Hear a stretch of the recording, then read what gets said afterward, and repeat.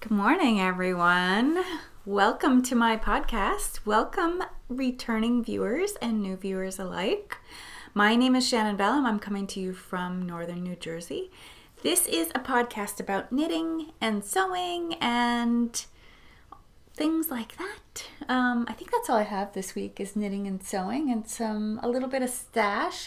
This might be a slightly more sewing heavy episode. I'm not really sure. I actually have a lot of content, so I should just jump right into it. I wanted to I'm not going to wear this for long because it's hot. It's kind of a gloomy Sunday morning here, and we're on the first day of what looks to be 8 days of rain in a row, which, well, it's good for the green life around us, not so good for summer fun and vitamin D and all of that.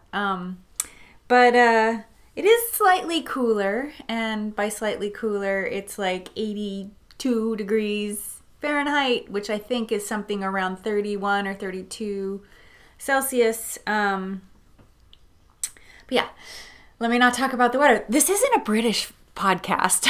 I'm from the US. I watch too many British podcasts, clearly. Anyway, this is the Starting Point shawl. Let me show it to you. I made it many months ago, I think about a year ago. I did neutral shades of gray. This was when I learned that when you do a mystery knit along, picking neutral shades is probably a good idea because you don't really know how the colors are going to play together. I don't really remember all the yarns that I used. I know I used my usual Ching hedgehog. There's 2 hedgehogs in there, and there is a walk collection in there. Anyway, you could check out my project page. I will link it so that you can see the yarns, the exact yarns that I used. But this is a pattern by Joji Locatelli called the Starting Point shawl, and it was a mystery knit along. I think it was last spring even. The fun thing about this shawl wrap, when they're rectangle, they're a wrap. When they're half moon or other weird shapes like what Stephen West makes, they are shawls. That is your knitting lesson for today, your knit terminology lesson today. One of the fun things about this shawl, which I don't think I've ever mentioned this before, I was wearing this at work, and I work at a university, a big university here in New Jersey, which shall not be named because this is not about them. And they search social media for mentions of their name, so I will not be naming it. But I ran into a young man who stopped me in the hallway of one of the buildings there, and he said to me, I am knitting that same shawl. And I don't know, many of you may know him because he also has a podcast and has a huge social media presence. He is Vincent, the Knit Owl, or the Knitted Owl. I think it's the Knit Owl. I will link him too, so you can check him out. But he is a student at the university where I work. And I was surprised when he stopped me and said, I'm knitting that too. I said, Starting Point by Joji Locatelli? And he said, yes, because it's unusual to find knitters that are in the know. So that was kind of a fun thing that happened to me. I think he's still there. I don't think he graduated. I might be wrong. I think he might have 1 more year. But we talked a little fashion and we talked a little knitting, and yeah, he's a fun guy. All right, so yeah, that's what I'm wearing. And Martha, my mannequin, Martha is wearing a new finished object. So last Sunday, I cut and sewed this dress. That's what I love about sewing, that it goes really, really fast. So I'm not going to talk about the dress right now. I'm going to get through the knitting content, and then I will talk about the sewing content, and I have a lot to tell you about both. So I'm going to just keep going. So no finished objects knit-wise, but I feel like I'm on the verge of like finishing several things. So soon I will have more finished objects. But what I worked on the most this week was a brand new cast on for me last week, and that is the Tegna Tigna? I don't know. You know what I mean. This one by Caitlin Hunter of Boylan Knits. I read the Positive Ease 5 to 10 inches, and I picked so I could either pick medium, which would give me about 4.5 inches of ease, or I could pick large, which would give me 9 inches of ease. And I went with the 4.5. Because, if you're a returning viewer, I don't really like a lot of, I don't like things really look, see how I am? Like, I have this tremendous bust, and then I have this little rib cage, so I don't really like things like if it just drapes down from here and it's blousy and loose, I just look pregnant. So I don't want that. I don't like that look. Not a good look unless you actually are. So I went with the little smaller one, and I completed the lace. I'm so excited. I'm really happy about the way it turned out. I love the yarn choice that I made here. Hope you're seeing that well. It's gonna look so much better when it's blocked and this really opens up. So see how that is? So I'm in the boring stockinette section now. I say boring, but also I like the boring stockinette section. It really literally took me, this is 47 rows of a lace pattern. It took me all week, like coming home from work or maybe right before work. I like to knit before I go into the office. I'll sit and knit a few rows and drink coffee in the morning. Such a nice way to start the day. But like knitting a couple rows here and a couple rows there, and really not making significant progress until probably Thursday or Friday. Well, not Thursday, but Friday. Making significant progress on Friday. I was probably like halfway done with it, and or a little bit more. Maybe I was at row 30 or so, and so I just cranked through the last 17 rows between Friday and Saturday of this weekend, and yeah, I made it. I made it! So excited! So yeah, that is what I have so far. Let me tell you about the yarn. The yarn is by a little indie dyer called, I shouldn't say little, she may be big, I'm not sure. I don't know. Blissful Knits. I believe she's a West Coast based designer, based dyer. The colorway is called Night Symphony. And it is a merino, superwash merino silk blend, 70/30. There you go. It's a single ply, which I think for this drapey sweater is perfect. And this is a 2 skein sweater, and I only have 1 skein of this. So I am going to, my brain went into scrappy mode, and I'm gonna be combining it with this silk wool blend right here. This will be the top part of the sweater. I'm going to mix the colors in a new way, a new for me way. I've seen other sweaters knit where they combine sweaters. I was thinking first about just doing a color block, but I don't think I want to do that. I think I want to do some sort of blending of the 2 colors for, a couple inches, and then take it from there. Yeah, so that's my Tegna. Oh, the second skein of yarn is another, I believe, West Coast dyer. West Coast of the United States. Less traveled yarn in the colorway Saltwater.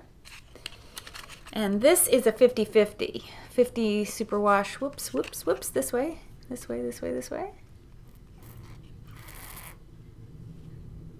we go. Should focus. There we go. 50/50.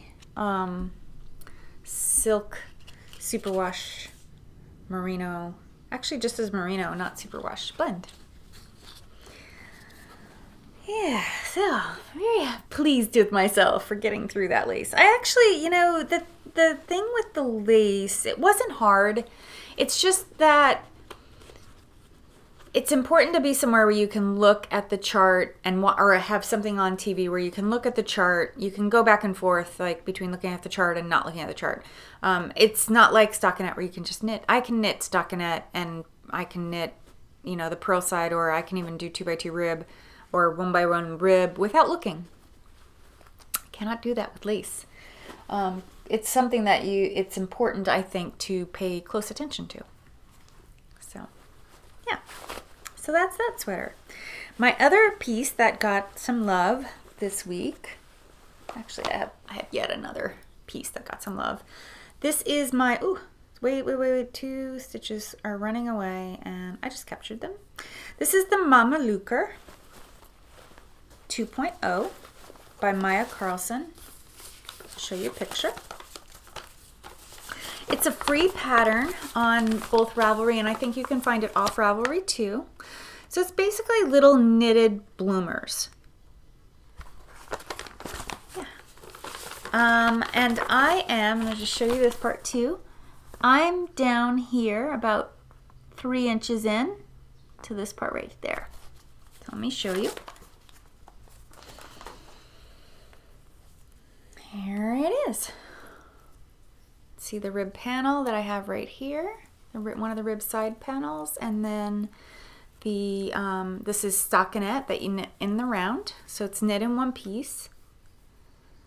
I made some good progress. Last week I only had a few rows of this, and this week I have a few inches, so I'm happy about that. I'm still doing increases. With the pattern, with my smaller waist, I use I did the same cast on the way the pattern was. It fit my waist, but I am doing a bigger hip.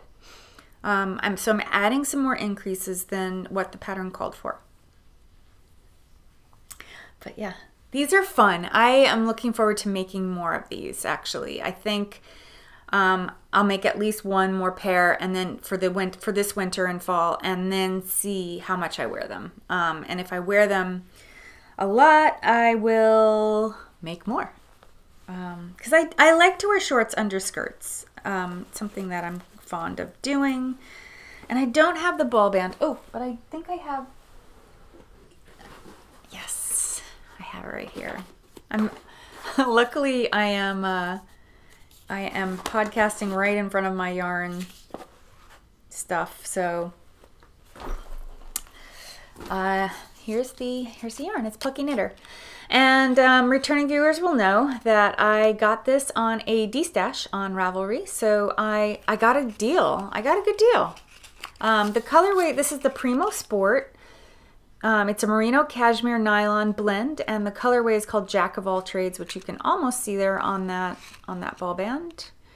I like to weigh my skeins before I start knitting with them, so that's what you're seeing. That's my writing there, where I'm saying that it's 102 grams. Which that's pretty common. When you buy a skein that's 100 grams, you'll get a little extra. It's rare to get exactly what it asks for. All right, yeah.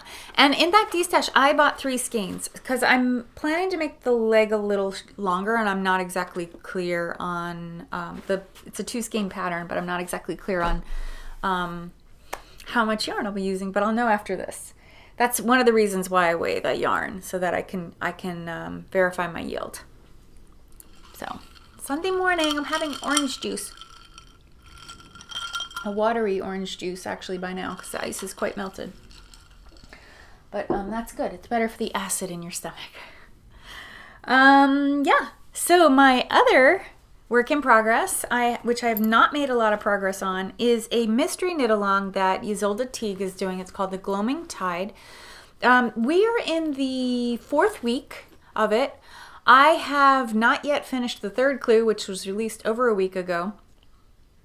I would like to show you this. I don't know if this is spoilerish anymore. I don't know how many people are still working on this and are also watching this video. So I may just show you, because I'm behind. I might finish clue 3 today. I was working a bit on it. Yeah. Anyway, let me just jump right in. If you don't want to see, look away, and I'll tell you when you can look back. All right. this is clue 3. You start it down here and knit on up. And it's this typical, you see this with the same shape in the Birds of a Feather shawl or fading point shawl, and a lot of shawls are this shape.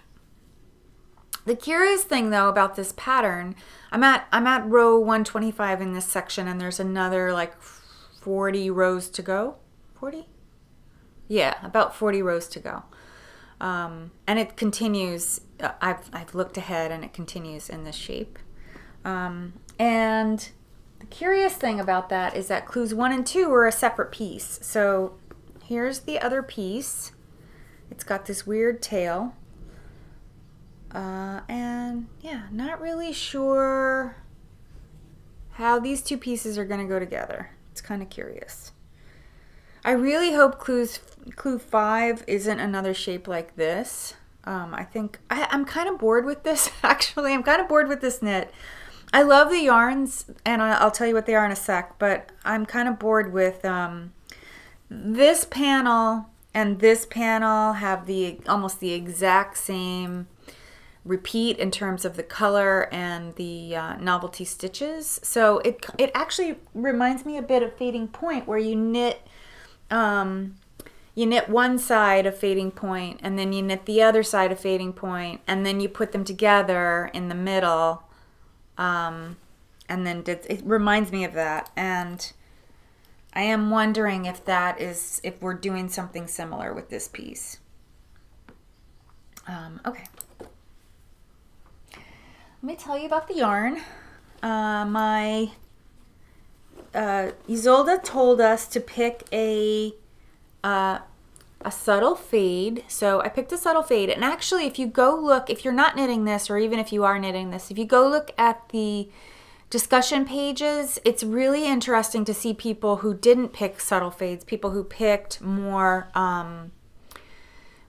bold contrasting shades. I kind of like theirs. I don't really think you can go wrong. Like if you're doing a 3-color shawl and you're blending them together, I don't know if you can if you like the colors, you're probably doing fine.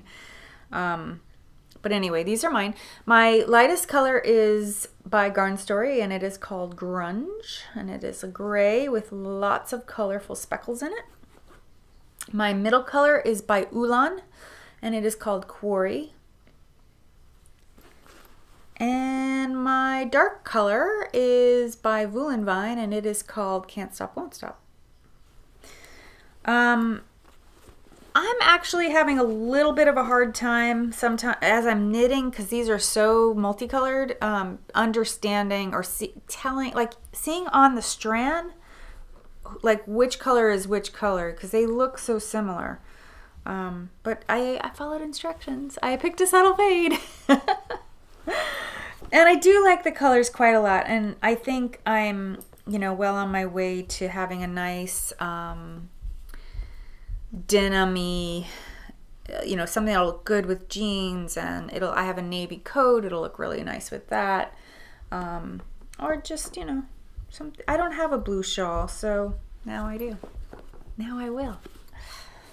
I'm trying to convince myself to keep going on it. Yeah, so those are my 3 works in progress. I have I put down here, that's why I keep looking down there. I have a project that I think I'm going to cast on. It's like I'm itching to cast it on, actually. I'll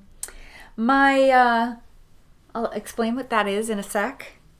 I just want to tell you, because it is inspired by, or it is based on, or it will be another version of this. So what I'm planning to cast on, this is my Mica Ma shawl, and I'm expecting this pattern to be released this coming Friday on July 27th.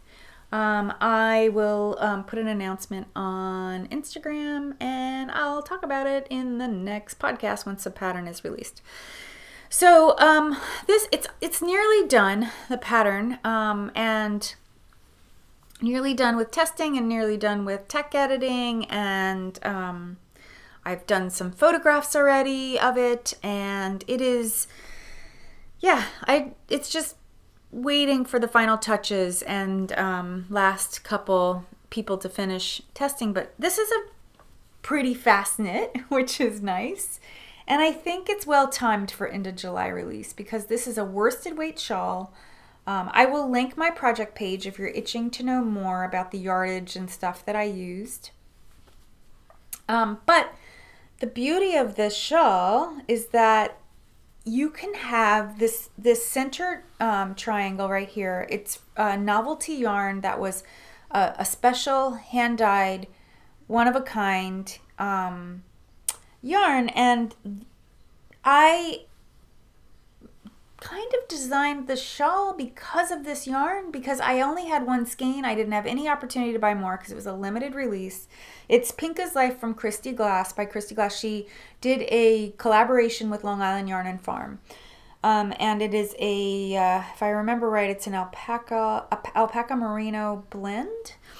And what I love about this design is that this was a good way to use one skein of a worsted weight novelty yarn that you have. So I was thinking about this, and I was thinking about the shawl, and I was thinking about how I have so many dribs and drabs of worsted weight yarn that I don't have any plans for, like a skein here, a skein there, and I started to just pull them all out and see if I could make something out of them. And I started to think that this is actually a good pattern because it uses one skein here. This is a approximately a little bit over 2 skeins. I want to say it's 350 yards. This is 100 yards. This is 350. And then these are easily, like, the white is 1 skein and the gold is about half a skein. So I pulled everything out because this is 4 colors, and I thought, let's see what I can cast on. So let me show you what I found, because I'm kind of excited about this. This isn't worsted, and I'm kind of just gonna go for it and see how it works, but I got this beautiful skein of yarn. Actually my mother got this for me. It is not worsted. It's slightly thicker than worsted. I hesitate to call it bulky. I'm not sure it's exactly bulky. Hand-dyed, hand-spun yarn from a local yarn person to where my mom lives in upstate New York. She lives in Cooperstown. So this is a person who lives in Otsego, and it's 100% wool yarn from our own sheep, and it is Cormo. And I hesitate to pronounce the name. Dutchar Fibers. I'm gonna link them in my show notes. But yeah, it's 105 yards. So I think that, oh, this says DK weight. I'm not sure it's DK weight. It seems thicker than the worsted weights I have. But yeah, so I was like, I only have 1 skein of this. I can make a hat out of it, or I can make another Mica Ma shawl. So I'm gonna make another Mica Ma shawl. And as I kept looking in my stash, I found that I had this bright hot pink from Pearl Soho. It's a worsted weight. It's their worsted twist. And I have 2 skeins of it. And it's 100% merino wool. So this, I'm going to be playing yarn chicken with this for the where I used the pale pink on the original sample of the Mica Ma. This will be the bright pink. So I know I went slightly over 2 skeins for this. So I'm a little, and then I also used the same color for the tassels, but the tassels could be any of the 3 colors or 4 colors. It doesn't have to be the pale pink. I just picked pink because I thought that looked the nicest with the gold and white end that was coming along here. And also the I-cord trim I made in the pink and the pale pink, that could also be any color. So I don't know, I'm just gonna mix it up a little bit. So yeah, I have 2 skeins of this pink, and I'm going to use that for the wings. And then the trim, I have yet 1 more skein of the Cormo Stonewall. Oops. I have 1 more skein of this, so that's fine. That'll satisfy the white part there. And then I have I really want to incorporate this blue, this pale blue. So this is leftover from, this is snug worsted, Plucky Knitter snug worsted, leftover from my, oh my goodness, Humulus sweater. Name went right out of my head. So that's left over from that. And in addition, I also have some more navy blue worsted twist. This is left over from a blanket that I made for a friend. I had one full extra skein. So I thought that these colors together would make a rockin' Minka Ma shawl. Totally different, right? It's really reliant on this multicolor yarn from Duchar Fibers in Otsego, New York. It's relying on that to sort of pull it all together, but I think it's really nice. I mean, look at that. Isn't that pretty? I really like it. I have a bright yellow skein of the Pearl Soho worsted twist too, but I don't want to go that, I don't think I want to incorporate that. Yeah, no, probably not. But anyway, that's a cast on that I'm itching to do. And I may actually do it. I feel like I could knit that triangular back in one sitting, like just a couple hours. I remember it knitting up really fast. And what took me the longest with that shawl was that I was writing the pattern as I was going. So I was knitting and writing and knitting and writing, and I left myself like little breadcrumbs so that I could write a full pattern for other knitters to follow. So kind of looking forward to that, to casting that on. So yeah, that's all my works in progress and my future cast on. I did get some stuff in this week, let's see how we're doing on time. Oh, I'm actually doing really well on time, yay. I got some stash acquisitions this week. I talked about Tits Out Collective the last couple episodes, so I'm not going to talk about it again, but I was able to purchase a, if I want exposure, I'll get my Tits Out from Countess Ablaze pin. And I wish the camera would focus. There you go.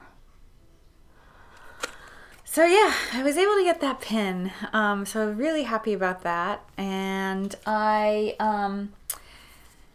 didn't want a lonely pin coming across the ocean by itself. So I looked at her yarn and I picked up, like, I don't need any more merino singles. But I picked up a single because, I mean, look at this. It's just beautiful. This is a 100% superwash singles on our singles base, and it is called Girl at the Rock Show, sorry. Old eyes. Rock Show, it's Rock Show. And she calls it her Tia Merino base, but I just thought it was so gorgeous. Look at that. Look at that. That'll go into some future shawl or sweater or something along those lines. It's really nice and soft and squishy, and yeah, I love it. I love it. I love those colors. I also purchased a new project bag. This is from one of my favorite indie dyers here in the States called Lavender Loon. She put together kits for a yarn festival that was up her way. She's in Minnesota, I think, not Michigan, Minnesota. I think Minnesota, yeah. So this is a bag that she had extra bags, so I purchased an extra bag. This is from a company called Woodsy and Wild. And I just really loved the whole thing with the chakra hands. I just thought the print was really, really cute. And it came with this adorable stitch marker. Also a hand. Putting my hand up so you can see the hand.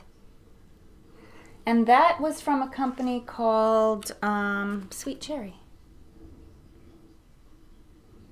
There. And I'll link the shop information in my show notes if you are curious.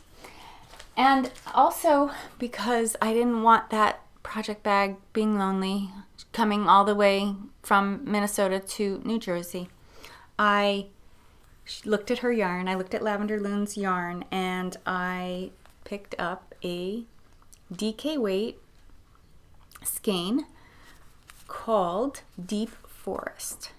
And it's a 100% superwash merino, 250 yards, 115 grams. I bought this because one of my guys, one of the men in my life, requested socks.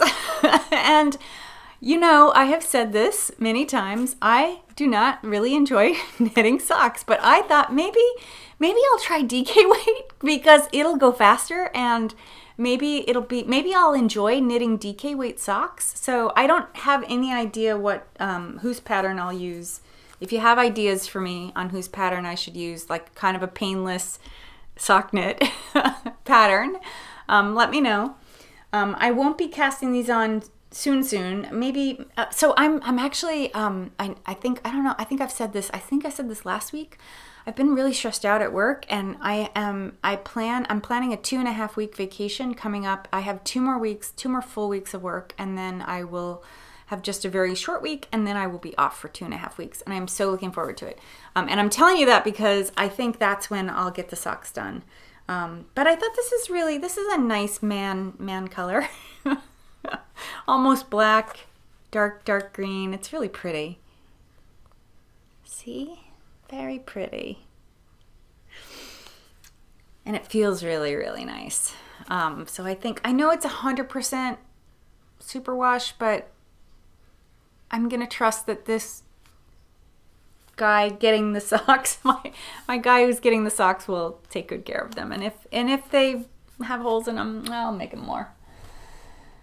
So my last knitting thing that I purchased, I got these silver Kitten stitch markers, which maybe I should take them out of the package. I got these from Fancy Tiger Craft, and there we go. Wait, come on. I hate when the camera won't focus. It's so, it always wants to focus on whatever's in the background, which is Martha and that lovely dress. So that's the stitch marker. That's what it looks like. It's pretty big, but it's a cat. I thought that was really cute. Cute little thing. Oh, and I swatched my last knitting content. I swatched the DK weight yarn that I won from Garn Story. So this is La Boom, and it is a DK weight that I am designing a cardigan, a slouchy fitted cardigan. And I finished teaching, so that was one thing that happened last week. So I have had more free time to do some pattern writing and do other creative things. So I have the pattern roughed out that I'm going to be using for this, and I am doing some color work. I had talked about that in the pattern. I talked about that last week. I will be doing a little bit of color work. I'm not sure exactly how, where, when in the pattern, but I have the silhouette in mind, and I know the way I'm going to knit it. I'm working out the neckband. I would like to knit the neckband as I go and not have to worry about knitting it afterwards. I really like the way like a 1x1 rib neckband, like vertical neckband looks on a cardigan. So I may do that, or maybe like a 1x1 twisted rib. I'm not sure. I'm gonna figure it out. It'll be a top-down knit in one piece where you break for the sleeves and then go back. There will be pockets. They're going to be inside pockets, not patch pockets. Yeah, that's what I know so far, and hopefully I'll make a lot of progress on that. I would like to wear that to Rhinebeck, so I'm hoping I'll get that done for that. Okay, that wraps up my knitting content, and I'm going to move on to sewing before this podcast ends up being over an hour. I'd like it to be under an hour. So yeah, so I finished this dress right here.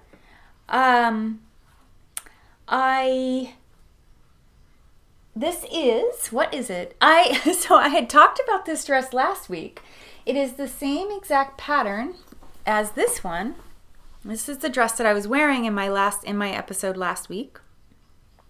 I made some modifications though on the second one, which I want to tell you about. So let me tell you about the pattern. So the pattern is from this pattern book right here, Basic Black, 26 Edgy Essentials for the Modern Wardrobe. It is View B, which looks like that. Okay. It's a pull-on style. There's no buttons or zippers, which I love because it's a nice, easy sew. I was able to sew it in an afternoon, as I had said. I'll show you a picture of it. It's black, though, so it's kind of hard to see when, you know, to see the whole thing, but there. Yeah, and that's about, it's a little bit longer on me. One of the things that I did modify on the pattern was this waistline was not going to hit me on my body where it was hitting her. So I added 2.5 inches for mine. And maybe that gave me more length, but it hits just above my ankles or just right at my ankle bone, which to me is like the perfect long length. I don't have to worry about it dragging on the ground or anything like that. So, so yeah, that's that dress pattern. So yeah, I made, I don't know if you can see, maybe I should move Martha back, but this is a short dress. See, there's the hem right there. This is a short length. I will put a picture on the screen of me wearing it. I believe I have one. I'll take one if I don't. And with this version, besides making it shorter, that's what it looks like in the back. It's got a little apron waistband, which if you noticed in the picture from the book, they had taken the waist tie and wrapped it across the front, and I didn't really like. I wore my long one that way, but I didn't really like the way the short one looked like that. But I made further modifications to the pattern, which I'm going to talk about. I want to just go through and show you here, and then I'm going to show you the pattern piece too. I took another inch off of the length. So where I lengthened the long one, the linen one, where I lengthened this part by 2.5 inches so that it would fit over my bust, I took an inch off for this one because I wanted the tie to be up a little bit higher. I wanted a little bit more like sort of umpire style fitting on this one. And then I did a full bust adjustment, FBA. And I grabbed the pattern piece so I could show you what that is in case you're curious. So what you do when you do a full bust adjustment, basically you're just adding width right at the apex of the bust line. So in order to do that, you slice the pattern, you mark where your apex is. So that was where my apex was before I sliced the pattern. Then you slice the pattern from straight up in a straight vertical line from the waist, and then from there you slice over into the armhole. And further, what I did another slice right along here, and it ended up creating a dart because I didn't want the waist to be bigger. I just wanted to, because some full bust adjustments, you also end up with a bigger waist. I didn't want the waist to be bigger in this case. I just wanted a little bit more width across here so that this wasn't pulling. So if I turn, Martha, you can see right there, you can see the dart that ended up forming. But one of the things that happened when I made this modification was that I ended up with a curved front. You see that? Wait, let me fold this back because this is a pattern piece that is also for a blouse, which I'm going to talk to you about in a sec. So it's the same. So this is the center front line right there, but you see how it's curved? You see how this drops down? So I'm now going to go back in and reshape that so this is straighter. I don't think it's going to be perfectly straight, but it's going to be straighter. So I didn't like that, and you can see it in the sewing right here. It goes up right there. The other thing that happened was that I ended up with a slightly off size side seam, which I don't know if it was in the sewing or in the pattern, so I need to double check that. When you do a full bust adjustment and you open up for the, you add that extra space in here. The apex also moves, so it's important to put the pattern piece back on your body or on a mannequin that is exactly your body measurements, and make sure that you remark the apex. So the apex moved to over here after I made that adjustment. And then I decided that I wanted to end the dart about a 1/2 inch off of that, which is exactly what you're supposed to do. So yeah, so that's what that big circle around the X is. That's where I am to end the dart. And you can see that it worked out pretty well. The dart ended right here. The apex is right here in both cases. So yeah, that was my other adjustment. I also realized, like, after I made all these adjustments on this one, that I really liked the original too. I actually thought it was okay with the, you know, 2.5 inches longer. I think when I first did the bust adjustment, I didn't anticipate that I was going to be forced to put a dart in. And I don't mind darts. Darts are fine, like, especially for someone of my build. Like, a dart is probably my best friend when it comes to having a woven piece of fabric fit my body right. So whatever. I mean, it's fine. And I first thought, oh gosh, I don't know if I love that the dart is straight like that, but you know what? Now I don't mind it. It's fine. I think it fits fine. Like, there's no rule about where a dart should end.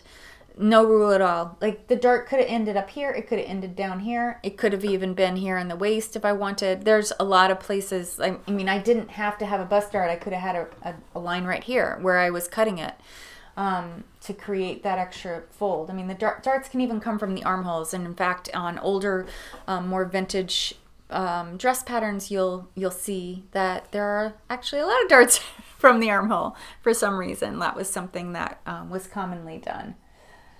But yeah, other than that, I love this. So I'm planning to make another one, if you couldn't tell from what I was saying about next time. From Fancy Tiger Craft, is that what it's called? Wait, Fancy Tiger Crafts, yes. Fancy Tiger Crafts.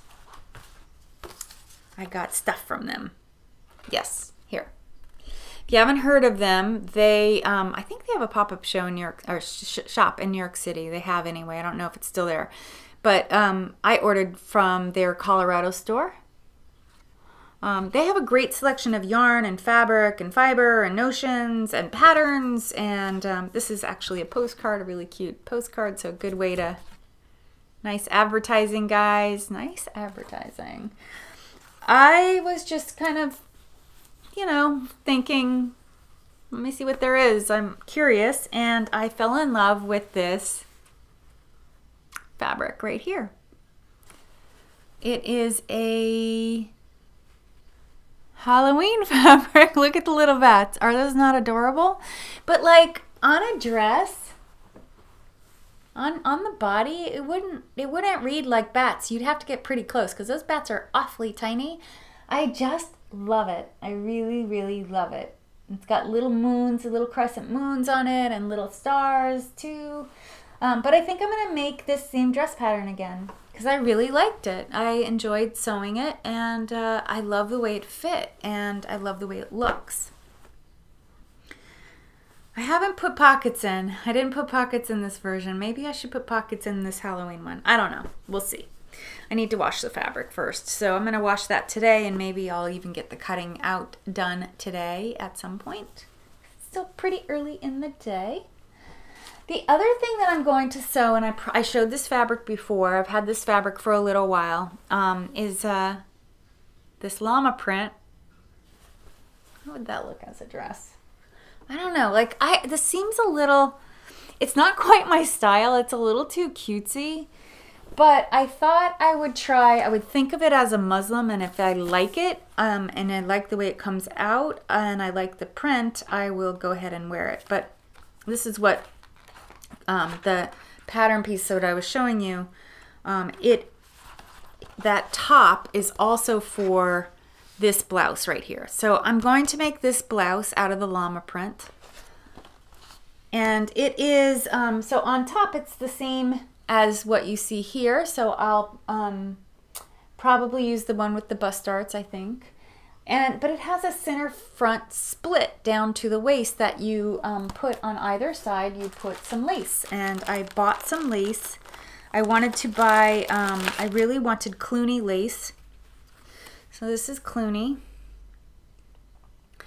Fun fact, for a long time, probably about 100 years, the only place you could get Cluny lace was either Germany or here in New Jersey. And then I think at some point the equipment in Germany got disassembled or something, and then it was only New Jersey. There was just a couple really small shops. And I think now there are some shops in China that will do Cluny lace. That's what this is. So this is a cotton kind of crochet style lace. So that will be the front trim on either side of that split front, as well as it's also on the sleeve and then on the bottom. So yeah, let me give you the full look of that. And I got the lace from Amazon. I just went on Amazon and checked it out, and that was just the easiest thing for me, quick and easy. But yeah, we'll see. Maybe this will be my Rhinebeck blouse. We'll see. Maybe I'll wear a shawl and a blouse, because who knows, it might be too hot to wear a sweater. But also, I just want to note that this DK Garn Story will look quite nice as a cardigan over this blouse. So maybe that's my Rhinebeck outfit. I don't know. It's so far away. It's hard to really think too much about that. I think that's all I have to show you. Yeah, I think that's it. That's my wrap up. Those are, so 2 new potential sewing projects coming, another version of this dress and a blouse, couple new cast-ons coming, and continuing works in progress. But I did promise myself that I wouldn't cast on those socks until I finished the other socks. So I have a UFO that has been a UFO for a long time. And these are, let me get the name of the pattern correct. I think they're the Jelly Roll socks, if I recall right. I seem to have not put the cover sheet on, but I have one done. Maybe this is a hoe, a half finished object, a half object. So I have one sock done, and the other sock is right there, not very far along. Oh, and there's some needles. Huh. Yeah. Oh, more needles. If I was wondering where some needles were, now I know. I started these for one of my sons who likes to wear these little shorty socks, and I was making them for a Christmas gift, and I didn't finish them in time for Christmas, and I told him that I would finish them. I had made his girlfriend a sweater out of this blue yarn. These are Casual Fashion Queen yarns. One is called, they're Game of Thrones club colors. I can't remember exactly what the name was. I think this was Yarn Has No Name, and then I think this was Dragonstone or something like that, but I'll flash them on screen. So I had made his girlfriend a sweater using this yarn, and I had a little bit left, so I thought it would be fun to make him matching socks.